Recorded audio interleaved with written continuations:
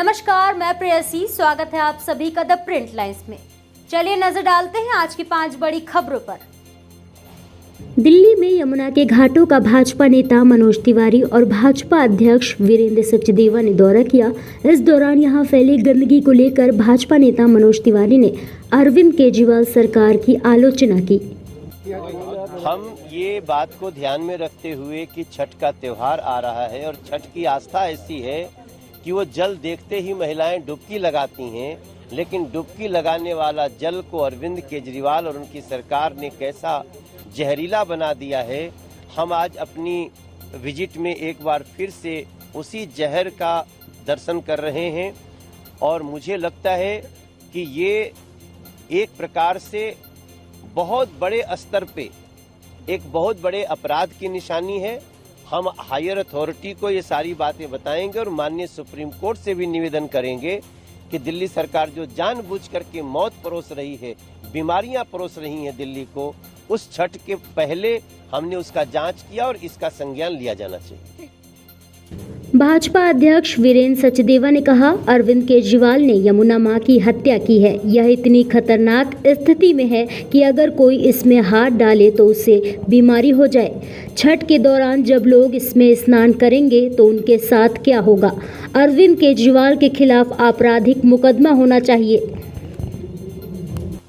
देखिए, यमुना माँ की जो हालत अरविंद केजरीवाल ने बनाई है वो आप समझिए सीधा सीधा उन्होंने यमुना माँ की हत्या की है। जो सरकारी आंकड़े अरविंद केजरीवाल ने दिए हैं एचएलसी कमेटी को, उसके हिसाब से आज भी 242 एमजीडी वाटर अनट्रीटेड इस यमुना में जा रहा है। यहाँ जो डिजोल्व ऑक्सीजन होना चाहिए 5, जिसमें जीव जंतु जिंदा रह चुके हैं, वो 0 है और इतनी खतरनाक स्थिति में है कि कोई आदमी इसमें हाथ डाल दे तो उसको कोई न कोई बीमारी हो जाएगी। आप सोचिए, जब छठ का त्योहार आ रहा है, ये मेरे भाई बहन जब इसमें स्नान करेंगे उनके साथ क्या होने वाला है। तो अरविंद केजरीवाल ने सीधा सीधा दिल्ली वालों इनके खिलाफ तो मुझे लगता है एक क्रिमिनल केस बनना चाहिए। नोएडा के चर्चित निठारी कांड में इलाहाबाद कोर्ट ने निठारी कांड में दोषी करार दिए गए सुरेंद्र कोली और मनिंदर सिंह पंढेर को तमाम मामलों में बरी कर दिया है। सुरेंद्र कोली को 12 और मनिंदर सिंह पंढेर को 2 मामलों में मिली फांसी की सजा को हाई कोर्ट ने रद्द कर दिया है।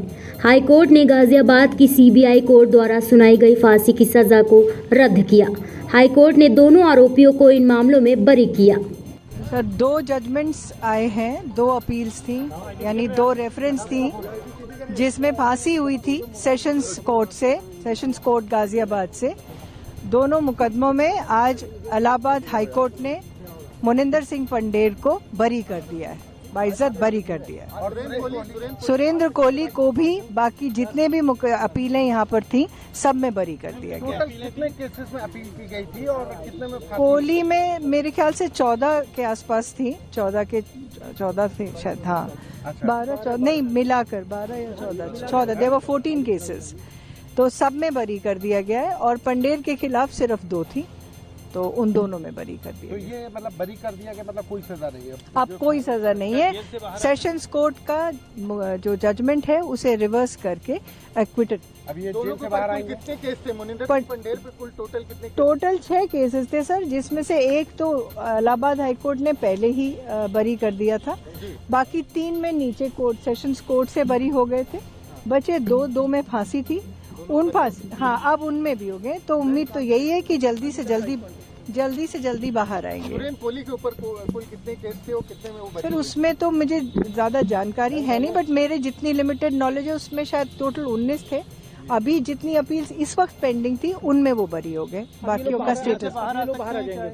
Mister Pandher should be out by tomorrow, कल तक। कोली को सुप्रीम कोर्ट से एक मामले में, उसमें सर जो हाई कोर्ट ने बरी किया था रिम्पा हल्दर मर्डर केस में, उसमें हाई कोर्ट सुप्रीम कोर्ट में अपील फाइल हुई थी, तो वो पेंडिंग है, उसमें कोई अभी जजमेंट नहीं आया। सुप्रीम कोर्ट से सजा नहीं हुई है? नहीं। अच्छा, सीबीआई को क्या कहा सर, नोएडा जेल।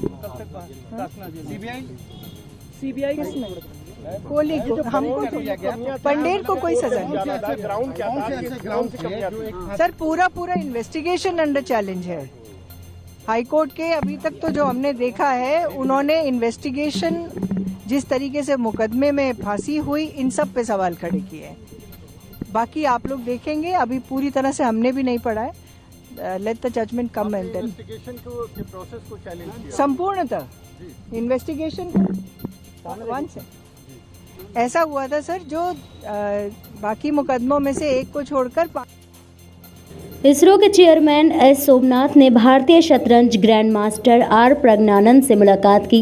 इसरो के चेयरमैन ने प्रज्ञानंद से उनके घर पर जाकर मुलाकात की और श्रीहरिकोटा के लिए आमंत्रित किया। इस दौरान प्रज्ञानंद ने अपने मेडल्स और ट्रॉफी उन्हें दिखाई।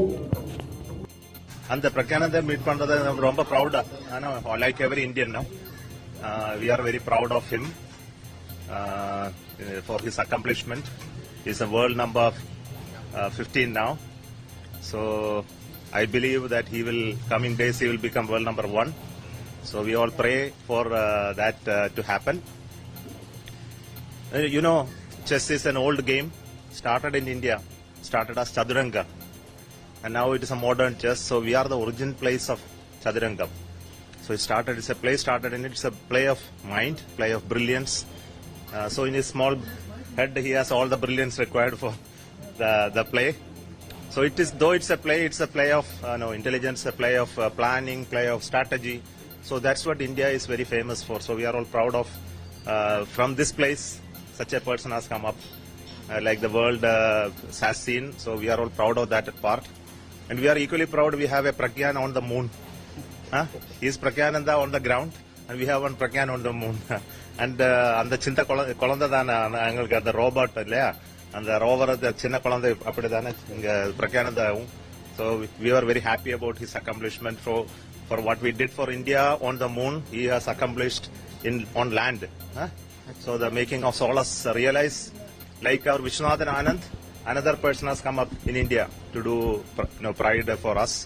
So we are very, very happy. Yeah, thank you, so sir. continue your journey in conquering more heights in chess and make all of us proud. Yeah, thank you very much, sir.